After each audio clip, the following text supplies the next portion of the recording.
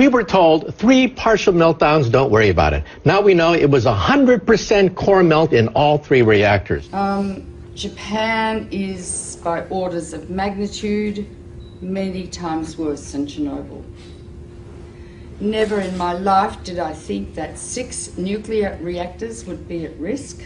Well, TEPCO is like the little Dutch boy. All of a sudden we have cracks in the dike. You put a finger here, you put a finger there, and all of a sudden new leaks start to occur, and they're overwhelmed, literally making it up as they go along. We're in totally uncharted territories. You get any nuclear engineering book, look at the last chapter, and this scenario is not contained in the last chapter of any nuclear engineering textbook on the planet Earth. So they're making it up as they go along, and we are the guinea pigs for this science experiment that's taking place. All radiation is damaging. It's cumulative. Each dose you get adds to your risk of getting cancer.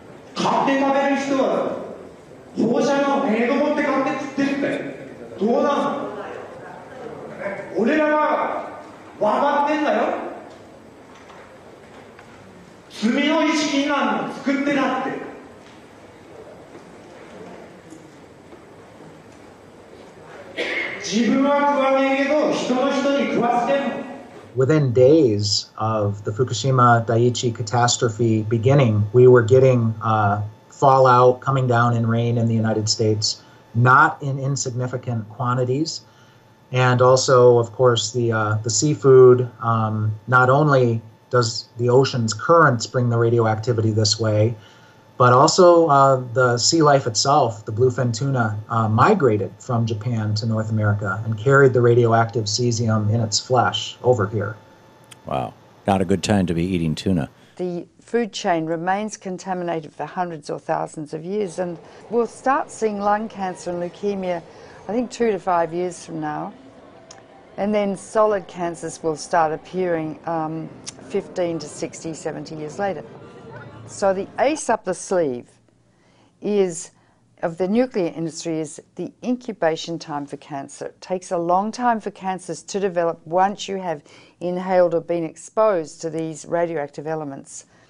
And no cancer identifies its origin. And so there is already a level of cancer in society, but it's going to increase dramatically. The problem is not really under control. It will not be under control for, it's estimated, between 40 and 100 years from now. There's no way to clean it up. They say 40 years, but they can't clean it up. They can't. And the site's still unstable and vulnerable to natural disasters. If there is another earthquake, a serious one, 6, 7, 8 or 9 magnitude, that would rattle all these 1,060 tanks. It would rattle the damaged cores, spent fuel, whose structures have already weakened. Yes. That's a potential very, very serious threat. Approximately 300 tons of water was filtering through the site until early this month, becoming laced with radioactive materials and then seeping into the sea.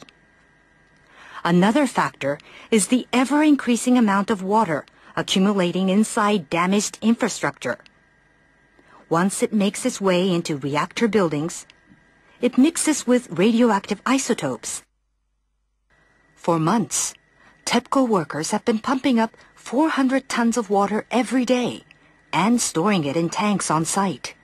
There's 1,060 tanks, stainless steel water tanks, that are holding the water which they keep pumping into the damaged reactors and the spent fuel storage pools. From the air, the scale of the problems at Fukushima become clear.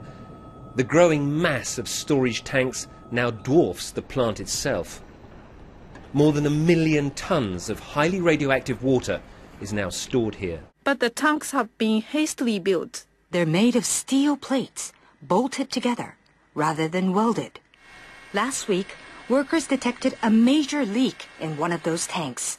About 300 tons of water escaped, releasing several quadrillion becquerels of radioactive particles. Experts have often pointed out how vulnerable they are to damage.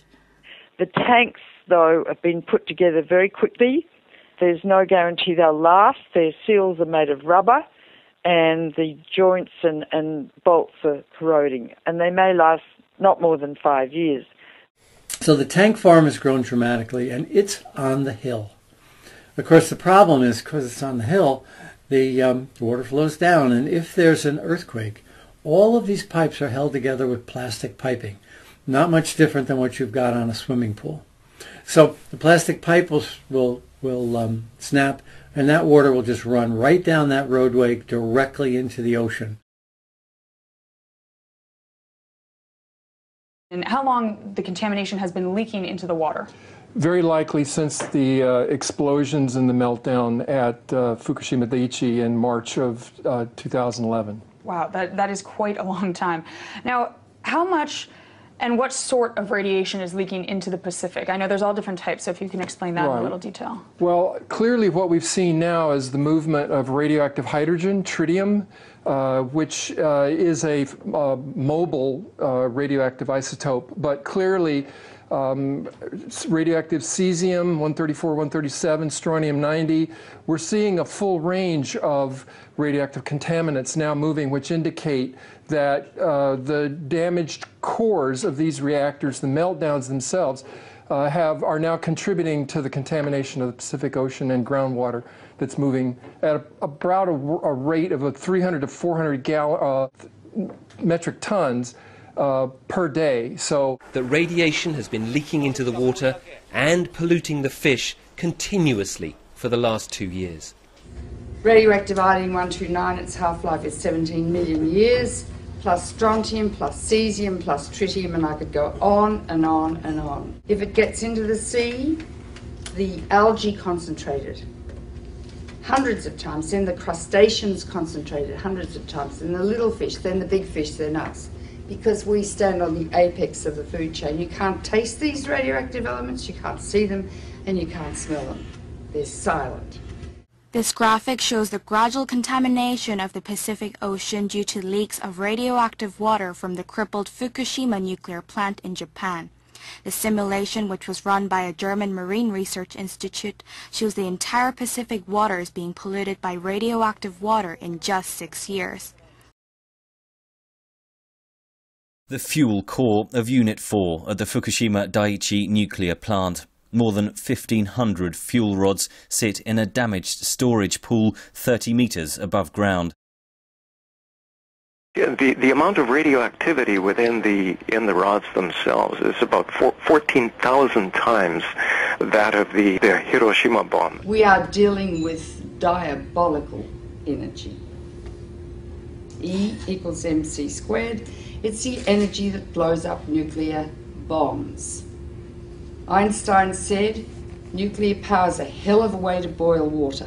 They need to remove those fuel rods from the pool because if there's another earthquake, Building 4 would go down probably, and all those fuel rods would be exposed to the air and they would burn, and they would release 10 times more radiation or cesium than was released at Chernobyl, huge amounts, and pollute much of Japan and the Northern Hemisphere. So we're in a nuclear crisis at the moment. If there's another earthquake and Building 4 collapses, which contains the cooling pool with fresh fuel, I'm going to evacuate my family from Boston.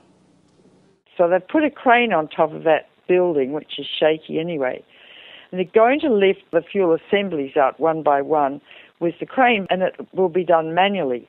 Normally, those rods are removed by computer control with millimetres to spare. It's a very delicate operation. The fuel rods must be kept submerged and must not touch each other or break. Nuclear experts warn any mishaps could cause an explosion many times worse than that one here in March 2011. Because if several rods touch each other, you could reach criticality and the whole fuel pool could go critical.